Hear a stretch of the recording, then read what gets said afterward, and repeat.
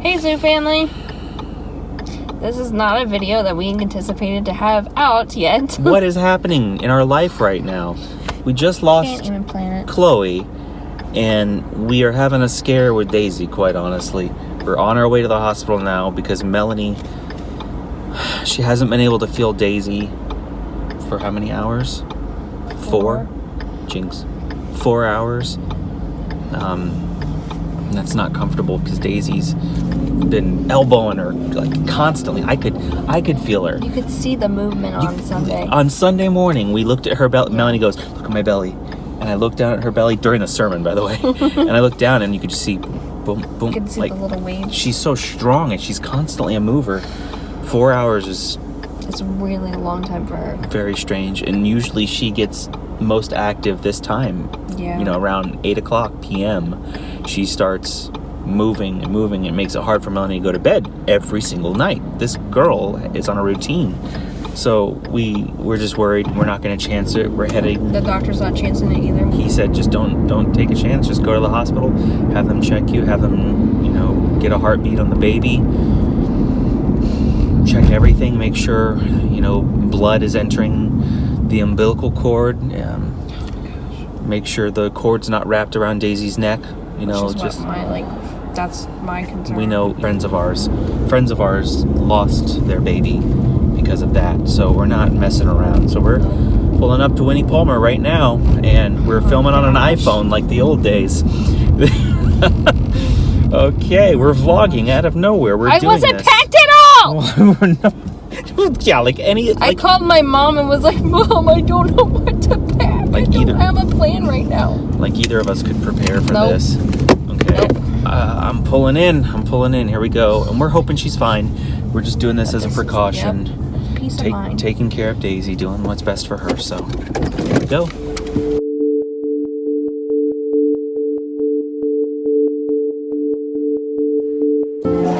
They're checking her vitals. Not the baby yet, just mommy, I believe.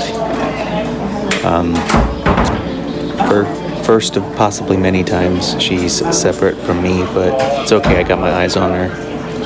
I'm just waiting to hear a heartbeat. I just want to hear a heartbeat, and a good one.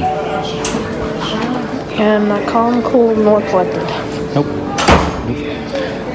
We usually schedule a hospital tour around this time, and our first time in the hospital here, it feels foreign because we didn't do the tour. Right. And I'm like, where is now stuff? We need to do it now.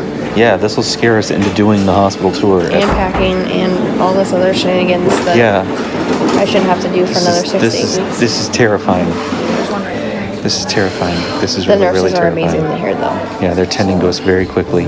If the camera is shaking, it's because I can't stop shaking my legs. Sorry. Just trying to manage the anxiety with movement. So we'll keep you posted.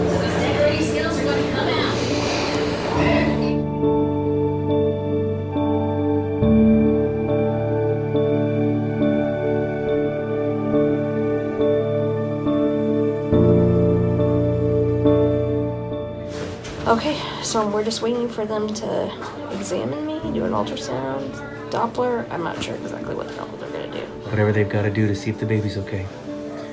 So just waiting on somebody to come in now.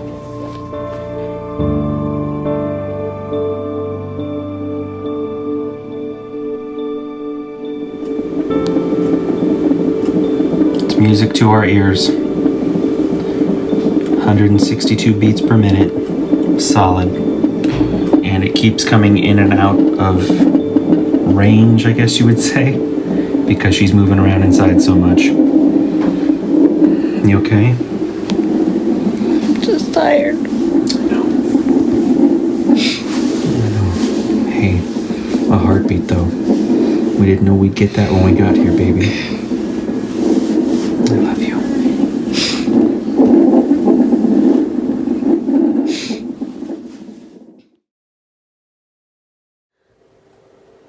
So I've been able to chill and relax and recompose myself.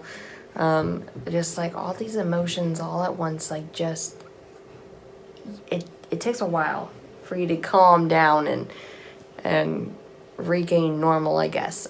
So one like interesting thing that came out of tonight is that we are now fully pre-registered for the hospital for delivery, which is super awesome. Yay! I'm still over here in the corner chilling. Like, so I came in here so devastated, like, pre-devastated. Yeah. There's no bad news, but it just, you're right. It takes a lot. It takes a while to like get your emotions under control Right. and all of that. So Yeah.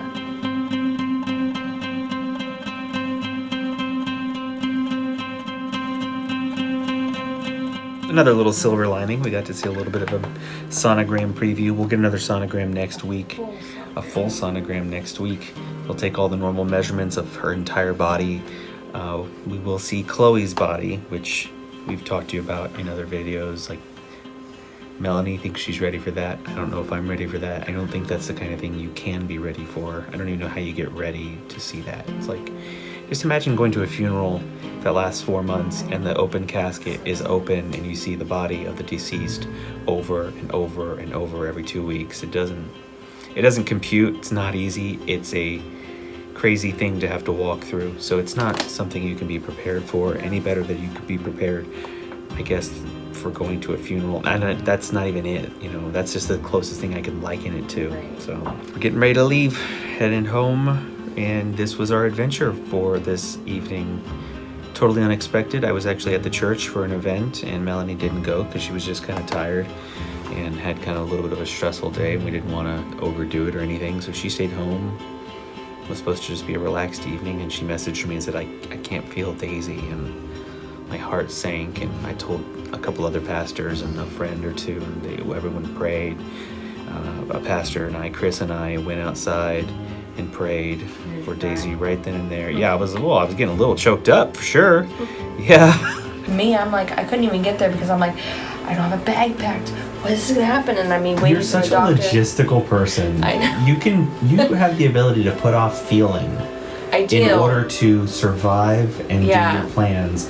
And I think I can be that way, but you do it in a way that is so systematic that Until we got here. until we got here, then you were And then someone mushy. was like, and I got freaked out because I was telling him we lost Chloe, and I can't find Daisy, and that's when I was just like, the emotions, because we were already here, Yeah.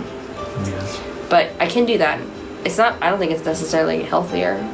It was just I was in go mode because I had to get the kids to make sure that they were fine. Had to make sure that we had a bag or two. Like, I didn't know if they were gonna do a delivery, an emergency delivery tonight, or what. Yeah, we should note that. I don't even think we mentioned that till now. We came here thinking it's possible that if something was wrong, she's 24 weeks, they might try and do an emergency delivery. We've known people who had to have their twin or any baby, delivered as early as like 21 weeks, and then they try to incubate them and grow them outside the womb. And the survival rate at 24 weeks is really low. Yeah. So like I was thinking that, I'm like, and I typically come in to a delivery with my head in the game, and I'm like, I don't know how to do that right now. Oh yeah, our literally, heads were not in the I don't game. know how to do that. Yeah, I was pep talking you in the car. I was pep talking you, like, you can do this. Like, all the things that I was cramming 4 months worth of pep talking into one conversation. Probably not really helpful, but still stuff that you would tell your wife to like get her in go mode. Oh my gosh. Gosh. Well, I'm so happy she's okay. Me too. And I'm ready to go home and get some rest.